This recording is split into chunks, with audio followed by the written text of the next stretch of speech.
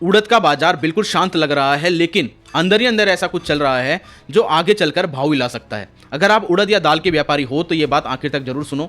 देखो भाइयों, आज की तारीख में उड़द के बाजार में माल की कमी जैसी कोई बात नहीं दिख रही। म्यांमार के पास इस समय लगभग पुराना उड़द 1.5 लाख टन बताया जा रहा है। नई फसल का उत्पादन भी लगभग पिछले साल जैसा ही रहने वाला है। इसी वजह से फिलहाल सप्लाई आरामदायक दिखाई दे रही है। अब भारत की बात करें तो इस साल भारत में उड़द की फसल कमजोर मानी जा रही है। घरेलू उत्पादन करीब 23 लाख टन के आसपास रहने का अनुमान है। भारत अब तक लगभग 8 लाख टन उड़द म्यांमार से आयात कर चुका है। मतलब साफ है भाइयों, माल आ तो रहा है, लेकिन देश की जरूरत उससे ज्यादा है। इसी वजह से भारतीय मांग आगे भी मजबूत रहने वाली है। अब अंतर्राष्ट्रीय बाजार की बात सुनो तो संकेत मिल रहे हैं कि उनके मुताबिक भारतीय डिमांड को देखते हुए म्यांमार आगे चलकर भाव बढ़ा सकता है, और जैसे ही वहां भाव बढ़ेंगे तो उसका असर भारत के उड़द बाजार पर सीधा दिखाई देगा। लेकिन अभी बाजार में घबराने जैसी कोई स्थिति नहीं है, लेकिन आने वाले समय में मांग का दबाव बढ़ सकता है और मिड टर्म में उड़द के भाव में सुधार देखने को मिल सकता है। एक बात हमेशा ध्यान में रखना, यह जो जानकारी दी जा रही है वो सिर्फ बाजार को समझने के लिए है। हर व्यापारी की स्थिति अलग होती है, इसलिए कोई भी सौदा करने से पहले अपने स्तर पर सोच समझकर फैसला जरूर करें। शुक्रिया।